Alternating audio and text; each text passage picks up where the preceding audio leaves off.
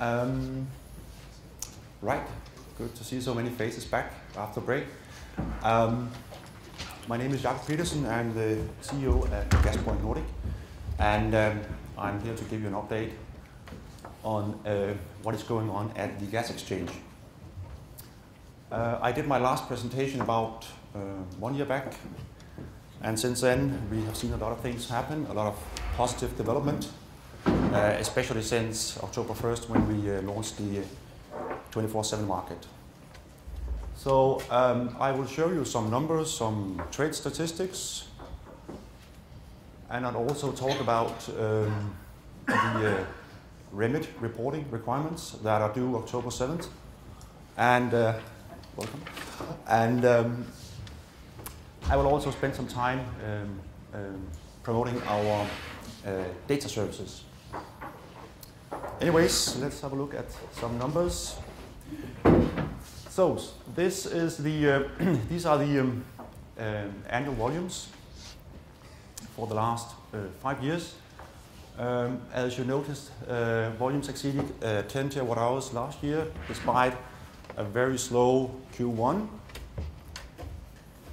And looking at 2015, first 2 months, we have seen trading just above 3 terawatt hours. So the trend seems to continue. And obviously we are very pleased with these numbers. It looks very promising. This is another way of looking at the trading activity. This graph shows the number of day-ahead trades on an annual basis. You see numbers are also going up. Last year we had around 7,200 day-ahead trades in total. Numbers do not increase as much as the volume numbers, and the reason being that what we see there, the dark blue line, is that the average deal size has gone up. It has gone up significantly.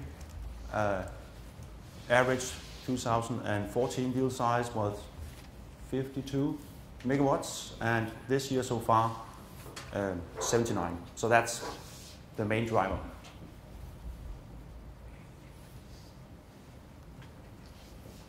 This one I have shown a couple of times, and I'm glad that we still have that nice trend, numbers going up. What it shows is the traded volumes at Gaspoint Nordic compared to the Danish domestic consumption. Last year, around 1/3 of the Danish domestic consumption was traded at the exchange, and this year, so far, we have reached nearly 43%.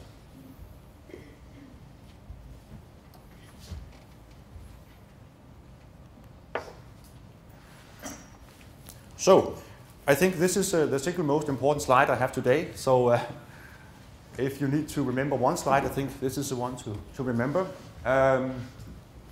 What it shows is volumes being transferred across the two virtual trading hubs, the ETF and the GTF. So, ETF equals gas traded at the exchange, and GTF is basically OTC volumes. So it is looking at exchange versus OTC. And if we go back in time, the GTF volumes were significantly higher than any volume traded at the exchange. And we see that even on this slide that goes back to January 14. Back then, GTF volumes were like 5-6 times higher than exchange traded volumes.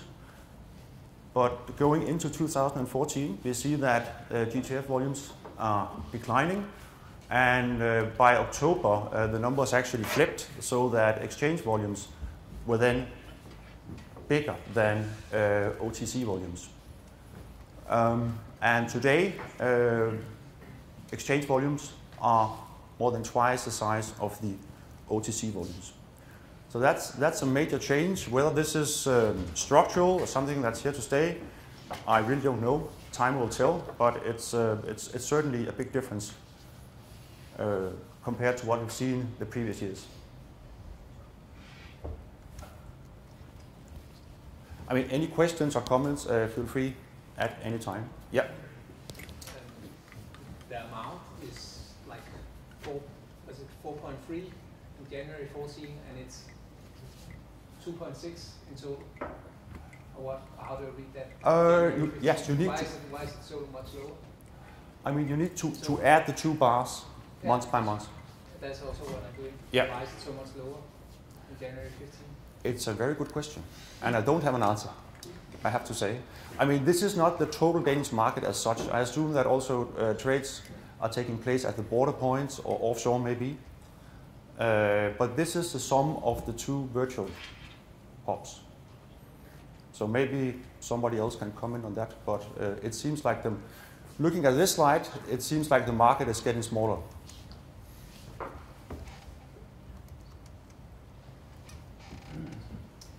Yeah. Have you investigated what's the underlying reason why it flips around?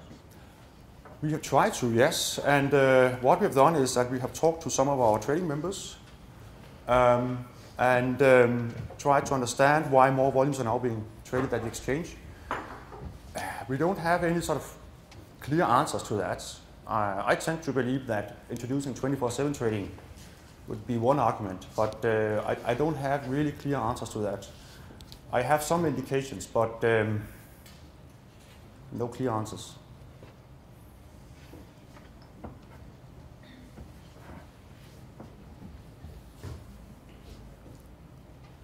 All right. This one is basically the same numbers. Now we just look at the relative size of the ETF and the GTF. And as we saw on the previous slide, numbers were very different in the beginning of last year. Only around 15% of the virtual or the volumes being exchanged at the virtual hubs took place at the exchange, and now it's closer to 70%. So significant change.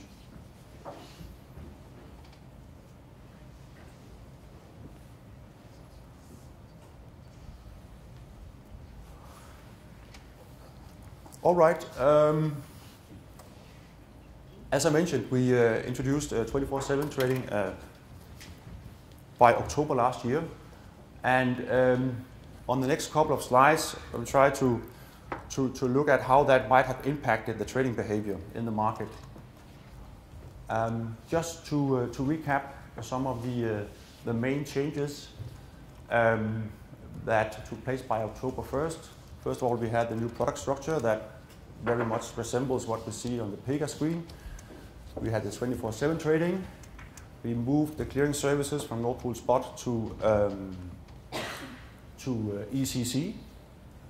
We also had to outsource the market supervision since we are such a small organization. So when you call us today, you actually get the guys from ECC in Leipzig. You can call us, of course, but those are the first you reach on the main number. And last, we also did try to harmonize our rule book, the way we work, the processes, so that they are very much aligned with what you see in Germany and elsewhere. At that same date, energinet.dk introduced their new balancing model. We have talked about that today. We have talked about the experience so far. It seems to work very well. That's our perception and also what we hear from you. But let's see how all these changes have impacted on your trading behavior. So this one basically looks at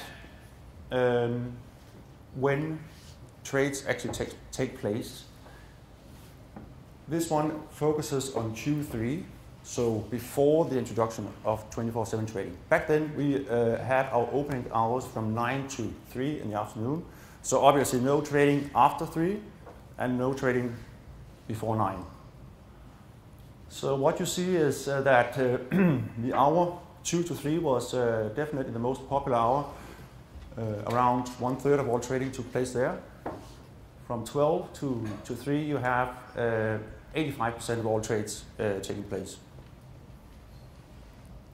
A little trading in the morning. That's not to say that no activity took place in the morning. Of course, there was a lot of orders being placed in the market, but the actual trading took place from 12 to 3.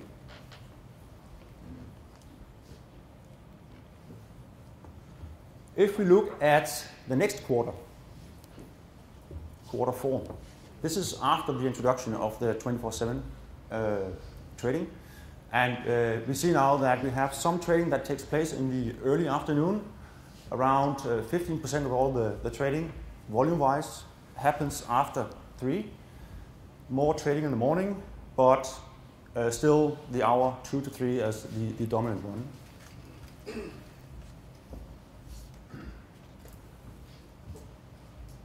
The next one looks at Q1 so far. I think it covers most of February, January and February, most of February. And here we see that volumes are even further spread across the 24 trading hours. Of course, most activity happens midday still, but we have some activity in the afternoon and even late evening. And as you all know, most of this activity is generated by or started by energinet.dk, going into the market, buying and selling gas for balancing purposes. So it will be interesting to follow this trend and see how things develop in the quarters to come.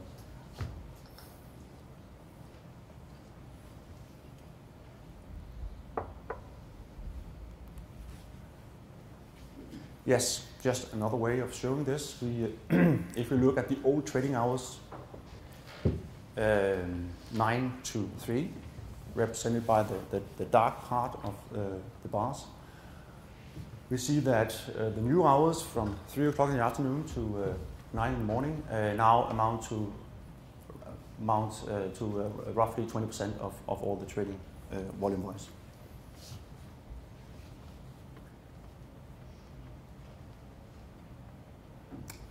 Any comments, questions? No? All right. Okay. Whenever I present, I have to show some prices, obviously. And this one shows the daily reference prices for the ETF, so for Gaspoint Nordic, and for the gas pool area and the NGG area. The price data I have collected from the NGG webpage. So apart from a more sort of volatile market compared to previous years, I mean, it looks like these price areas are highly correlated. If we look at the exact same period, we now just look at the deltas, the spreads between the markets. We also see that the correlation is there.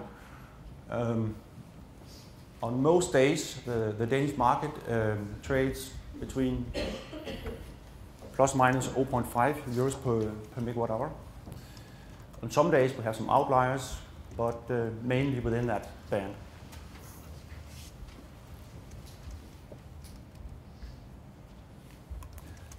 And a third way of representing this is looking at the monthly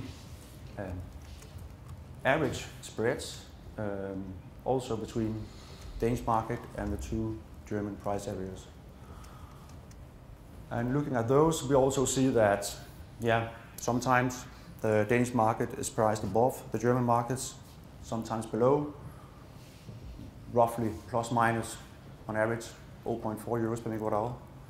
And the last 3 months indicate that the Danish market is priced slightly below the German markets.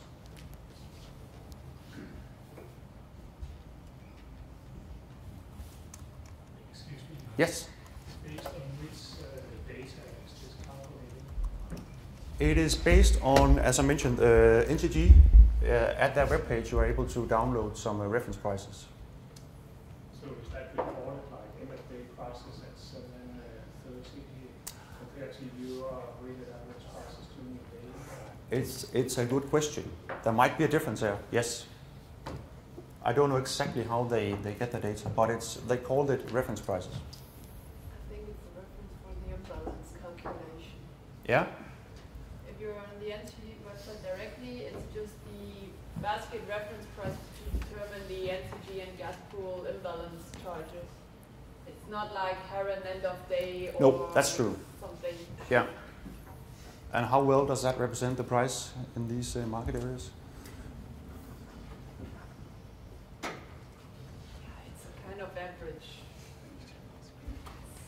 I mean, it does have. I mean, it would be worse to show the peaks as well. I mean, if you see still this peak in Gaspoint Nordic trading hours, that you maybe as well take then and see if in these hours as well there's the same peak in prices. Yeah. German markets. Yeah, that's true. I mean, we don't see any intraday differences here at all. So some of it might disappear in these graphs, for sure.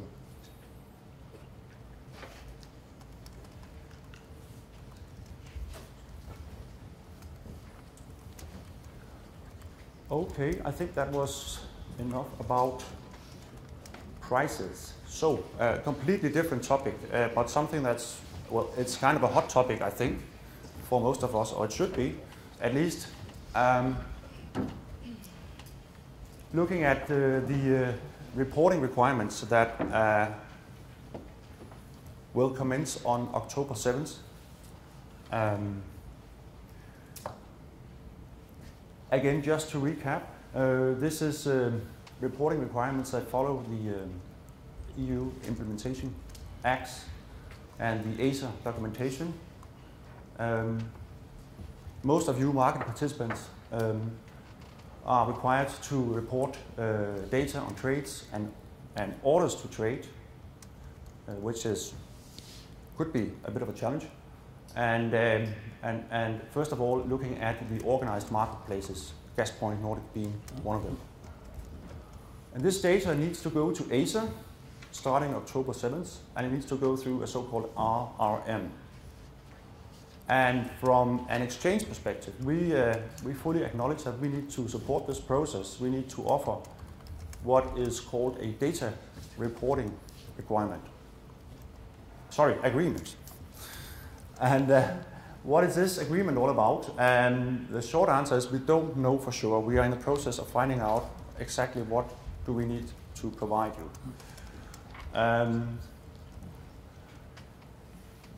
What we expect is that we need to provide a service that ensures that these very specific data can be captured, they can be enriched, and then can be transmitted to ASA via the exchange or via some third-party RRM. And we also realize that this will call for some IT development, and we can do that in-house, we can do that on a group level, or we can even go to some third party and buy the service. So we are looking at this October 7th and asking ourselves how do we move forward. And I can tell you that, as stated here, the ambition is, of course, to be compliant, and the ambition is to do something that is cost efficient. So we don't want to spend too much money on this, and we assume you have the same preference. So right now we're trying to look at different alternatives, and we are also looking for your input in order to understand what you expect from us and what your requirements are. So this is why we have sent out a questionnaire. It's a rather short questionnaire. I think 4 or 5 questions, not simple questions, I have to say, but 4 or 5 questions that we would like you to answer. Many of you have already given us input, which is good. Some of you are still able to send us something, and please do that before next Monday, March 16th. And as I mentioned, pretty simple questions, few questions, not simple, sorry, but a few questions, and I mean, please elaborate and put as much text as you like in order for us to understand exactly what you're looking for.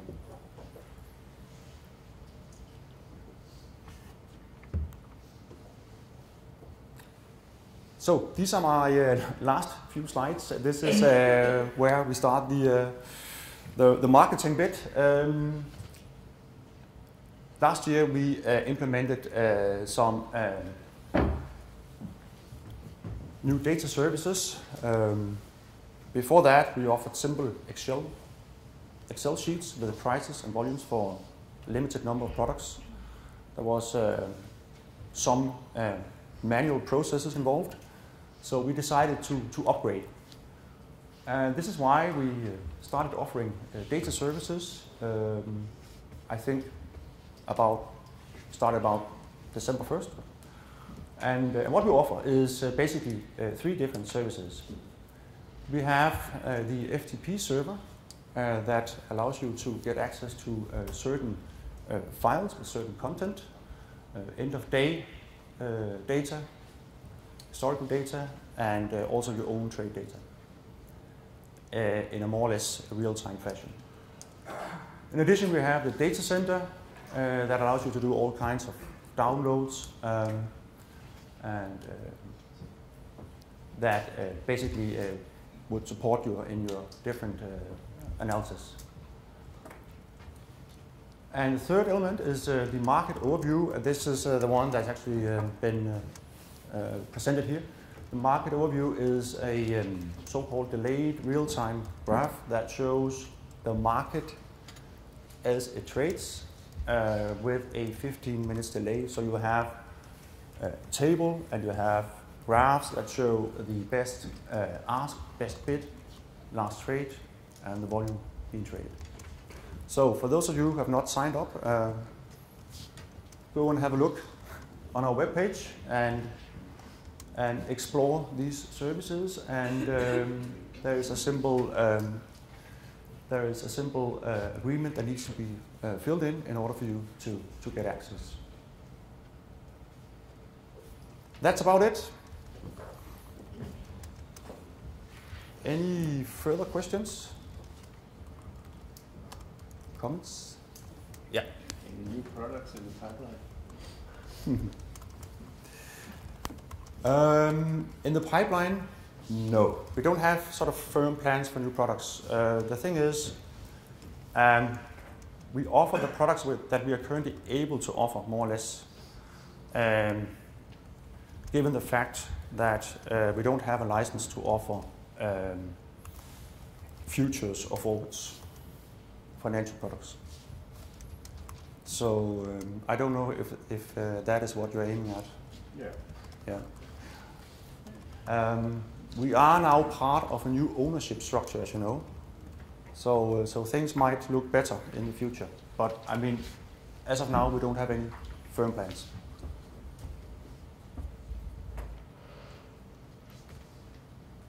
Other questions? Yeah. Earlier you talked about an application trade on mobile devices. Is that in the pipeline?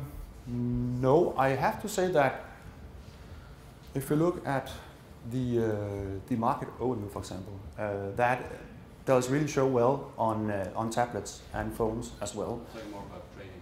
Yeah. No, I mean, I think maybe you can chip in on us, but I think we have certain limitations in regards to Trayport in order to offer that. I think dual, if you have dual, I think there are some possibilities for, you have to talk to Trayport in the pipeline for mobile. I believe you can actually at least view your portfolio on your phone or tablets. But I think it's a dual.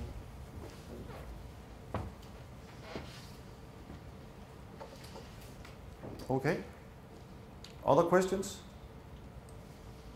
Comments? No? Okay.